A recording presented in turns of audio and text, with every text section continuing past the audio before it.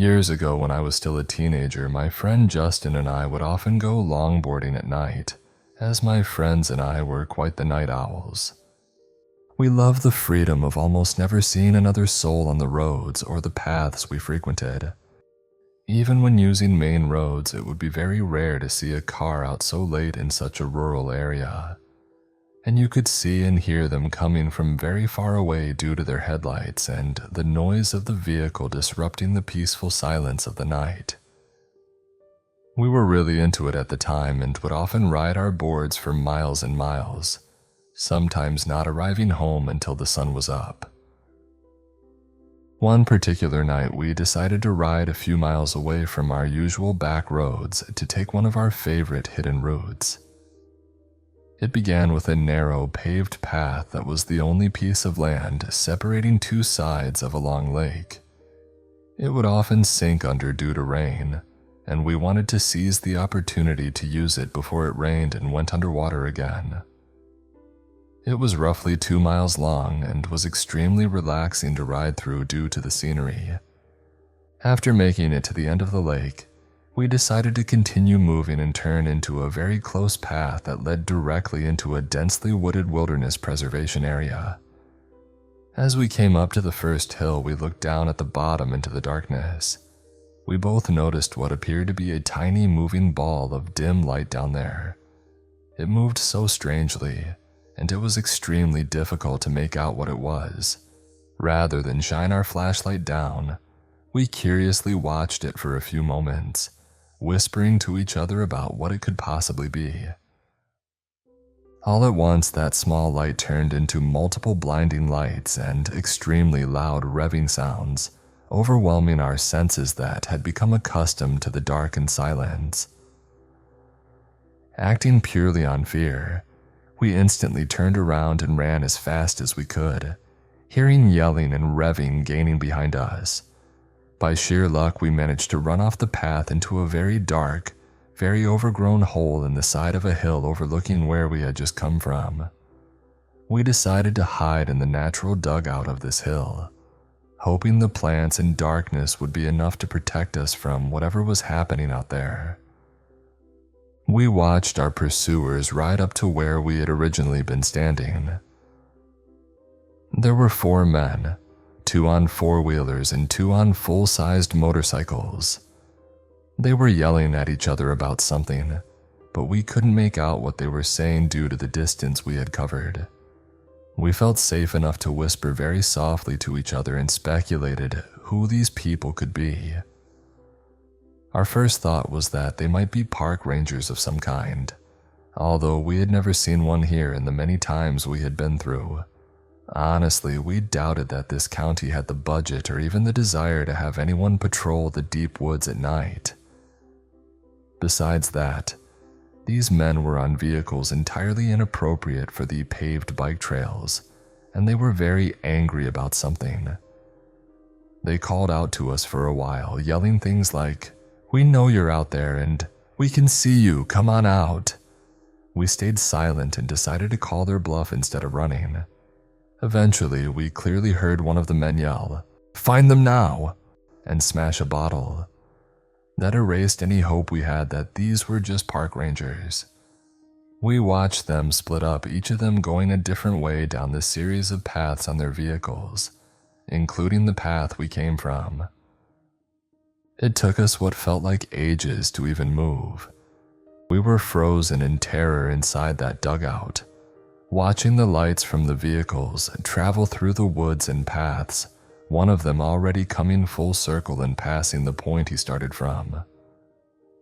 I thought about calling for help, but I was too afraid to open my phone in fear that even the smallest amount of light would give away our location. After waiting for the lights of the vehicles to reach their farthest distance yet, we finally summoned the nerve to get up and try to run somewhere far enough from these people to safely make a call. We ran as hard and fast as we could through the woods. Since their headlights gave away their location on these paths, we would hide again whenever we felt they were getting too close. Our available hiding spots were getting progressively worse as the woods became less dense. and the fear I felt waiting for one of them to drive past us, while basically only being covered in leaves and plants, may still be unmatched to this day. Finally, we emerged from the woods onto the intersection of two main roads, far from where we started. We ducked down into the ditch to call for help. When I opened my phone, I noticed I had recent missed calls from one of our other friends, Connor, who we were supposed to meet up with after our longboarding excursion. I called him and frantically asked where he was. Luck was with us again.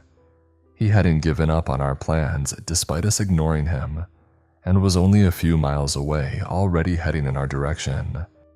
I gave him the names of the two streets we were near, and explained that we needed to be picked up right away.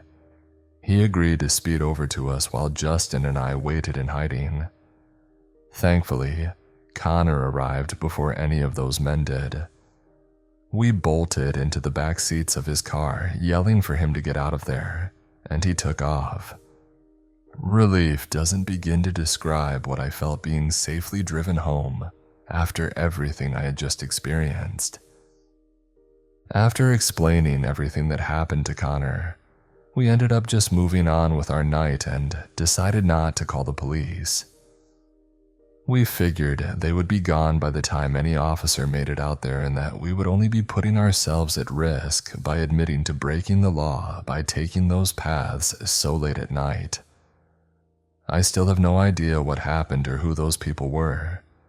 I've been told all kinds of theories from friends and family that have heard this story. Some think we walked right up to a huge drug deal. Justin and I later admitted to each other that when the revving started and we couldn't see, our minds both went straight to chainsaw-wielding horror movie serial killer, so I suppose it could have been much worse. Frustratingly enough, whatever those men thought we saw that made them want to catch us so badly, we never actually saw. We'll never really know, I suppose.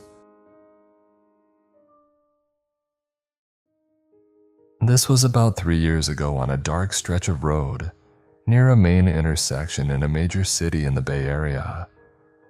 I worked at a big-name healthy grocery store from 2014 to 2017. I was lucky to meet and work with amazing coworkers, some of whom have become my best and closest friends.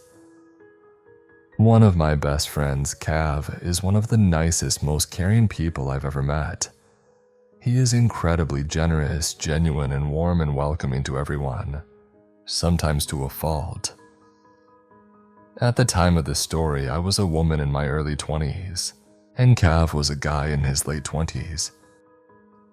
Cav and I had a weekly ritual of driving around the city after work and talking, sometimes about our problems, sometimes about what was going well, but it was therapeutic and always something to look forward to.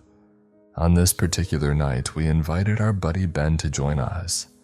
His department always got out 30 to 45 minutes after the rest of the store, so Cav and I decided we would do a short drive around the area to pass the time until Ben was off. Cav was driving that night. We did our drive and were headed back to the store to pick up Ben. In order to get back to the store, we needed to make a U-turn at a four-way intersection. To get to the intersection, we had to go down a dark but short stretch of road. There were no streetlights for some reason. The intersection was well lit, always busy, and had shopping center plazas on each side. From the dark stretch of road, it was exactly 302 feet, according to Google Maps, to the main well-lit and ever-busy intersection. As we were driving down the dark section, Cav suddenly interrupts what I was saying and said, "Oh my God, did you see that person waving?" He slowed down the car as I looked back. "No, what are you talking about? You didn't see them. There was someone in a black hoodie waving us down." I looked back, but I have poor eyesight, and it was dark. "No, I don't see anyone. There's no one there." As I was saying this, Cav was pulling into the empty parking lot parallel to the dark stretch of road. He reached to the back seat and started moving jackets and other stuff off of the seat, obviously making room for this person. "No, Cav," I said. "No one is getting in this car, do you understand? But what if they need?" "No, there's no one there, and if there were, they could walk up to the intersection." He agreed, but insisted we continue to circle around and check. I reluctantly agreed, but realized I had no choice anyway. We circled back, and sure enough, there was a girl, my age in her early 20s, standing alone wearing all black. She had a hoodie on. She looked disheveled and was sort of crying. Maybe. Cav rolled down the passenger window, my window, about halfway, to which I rolled it back up another quarter of the way, and asked her if she was okay. She seemed off, and I immediately had awful vibes from her. "4 guys stole my purse," she said with her hands over her face. "It had my wallet. I literally lost everything, and I don't have a phone." The weirdest thing about this was that she wasn't crying. She was stretching her words out and whining, but she wasn't crying. I said, "Okay, we'll call the police for you. Why don't you walk up to the well-lit plaza at the main intersection and we'll wait with you for the police?" "No," she said adamantly, "it won't help. I already called the police an hour ago." This is when I started to freak out. She just said she didn't have a phone. She's been standing in the dark for an hour. "I thought you didn't have a phone," I said. I do, it's dead." All of this was happening rapidly, and before I could really process what was going on, Cav told her to get in the car so we could help her. I said, "Walk up to the plaza at the intersection and we'll help you." Cav unlocked the doors and said, "No, don't worry, we'll drive you there." The girl had her hands in the front pocket of her hoodie and got into the car. I was furious, absolutely fuming. The girl was acting super weird. I remembered at this point that I had my box cutter on me. I reached down into my backpack and rummaged through my stuff to find it. Cav was talking to her, but everything she said was contradictory.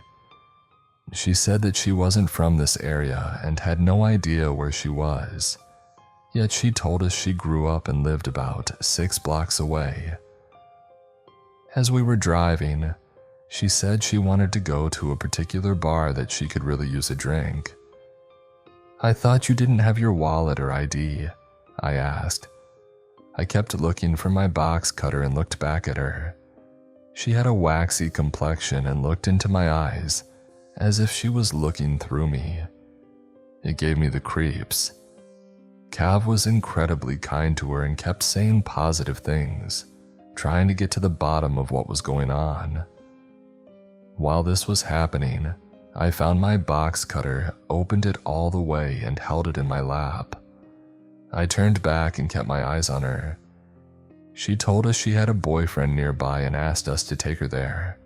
She and Cav continued to talk, and she said she was kicked out of her parents' house. Her hand still remained in her pocket, and mine remained holding the box cutter. Because of this whole ordeal, we had totally forgotten about Ben. Still watching her, I pulled my phone out and called him.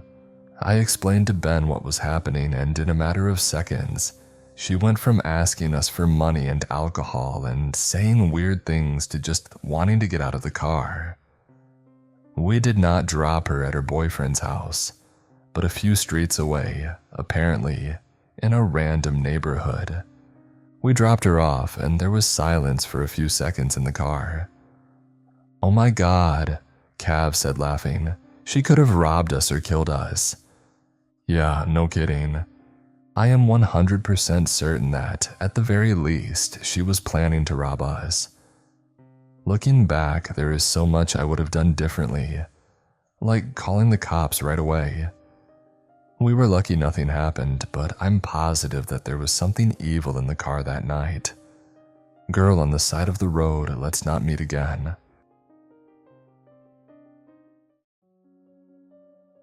This happened over a year ago, so I'm safe now. I had broken up with my now ex back in January 2019, It was my doing. I was angry at everything and had joined Tinder. I started talking to a guy who seemed pretty cool and was quite attractive. We talked a lot and I took a lift to where he lived. His dad had passed away not too long ago, so he had moved back in with his mom to help out. I found that very sweet and didn't think much of it. We took a lift to Walmart and then to a liquor store because his mom had requested some wine.